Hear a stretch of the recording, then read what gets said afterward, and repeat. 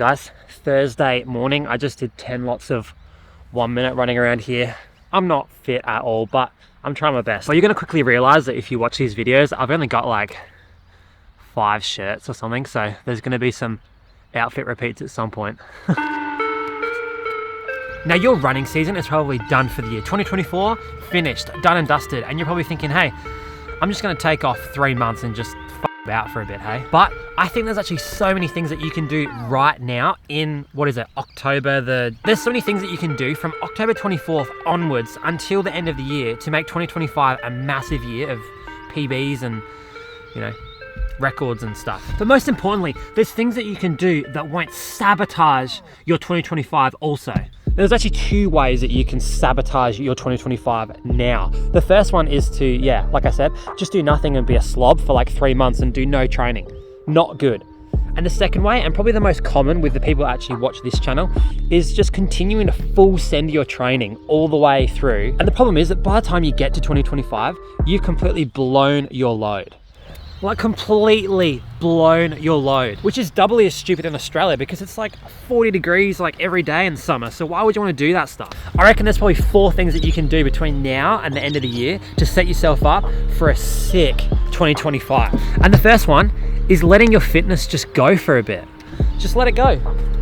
Like what we need to do is a massive base building block. Essentially, we've got to drop the intensity, run longer, run slower, and run way more conservatively. This really does help to build that aerobic base, but we've heard that 1,000 times. We don't care about that. It does improve your aerobic base, but most importantly, it allows you to recover. Yeah, actually recover systemically. The problem with running is that it's so hard on your body that if you have an entire year of lots of hard running, your body is systemically fatigued. Get your little tiny violins going because this is a sob story. So last year in December, I worked all the way up to doing like a half marathon, like a really peaked half marathon. And then the week after my half marathon, all of my training paces jumped up probably 5 seconds per K just across the board. And I thought, holy shit, I've gotten way fitter just from this race. And so what I did was I continued training because I thought, get a couple of 5K PBs out of this. You know, I've not got any races coming up. And so I kept pushing and pushing. And then, yeah, I got a 5K PB.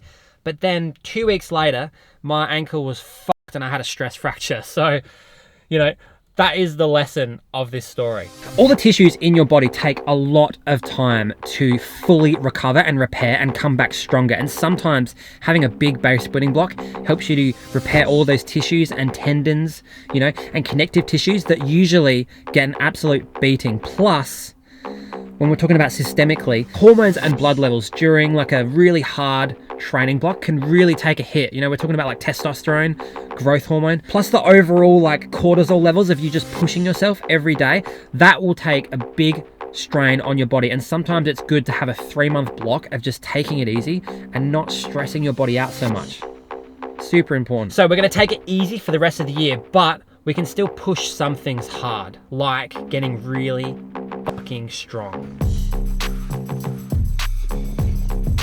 Once again, with strength training, the key is to build body resilience, to be able to throw massive training blocks at your body and it will not fail you. The way that I see it is that the more strength that you actually have, the more strength in reserve you have. Now, when you think about it, what actually limits you in a marathon? I hope to be a marathoner one day, so I'm going off experience that other people have had.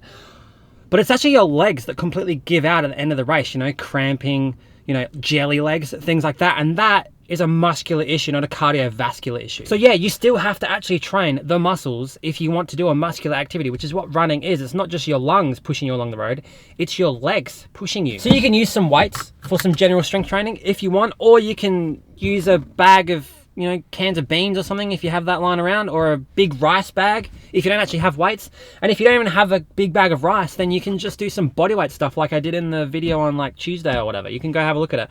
Absolutely no excuses. And I think that if you focus primarily on improving your single leg strength, that's going to also really benefit you with running because it's going to be that little bit more specific. All right, I've got to stop yapping because I've got to go to work.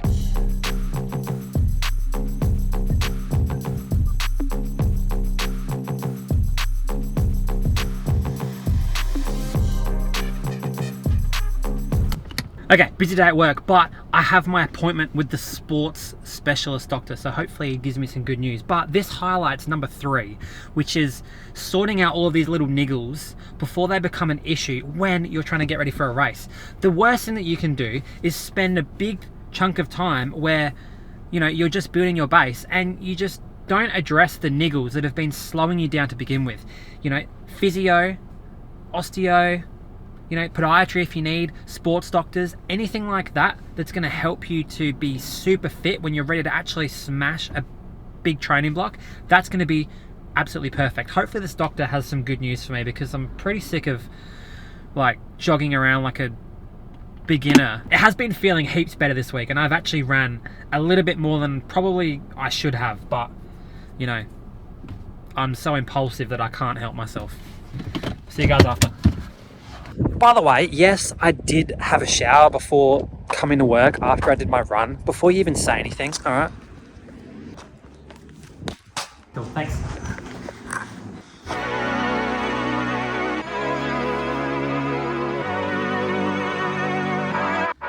Okay, gotta get another scan, unfortunately.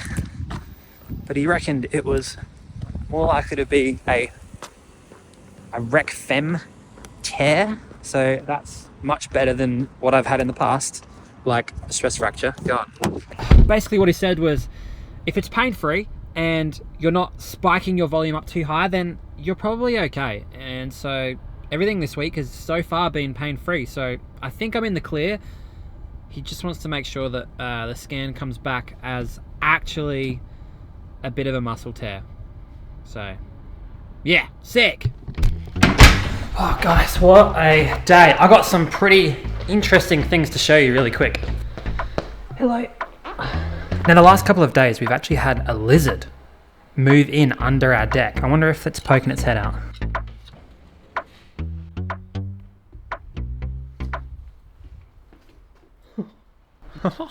Might need a slow motion replay on that one. Okay, so we're working on building our base, building our strength, and also getting rid of any niggles or restrictions in your body that's going to slow you down when you actually do get back into racing. But there's one more thing that's really important. It's just to have fun. You know, just go out, enjoy the running. Don't even worry about the paces or anything like that. Take all the stress out of running and just focus on having fun. Because at the end of the day, running is really fun. And sometimes it's not fun when you're grinding every week. Well, I think I got a package.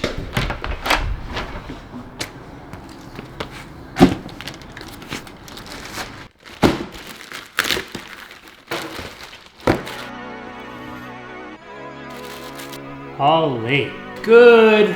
They look good.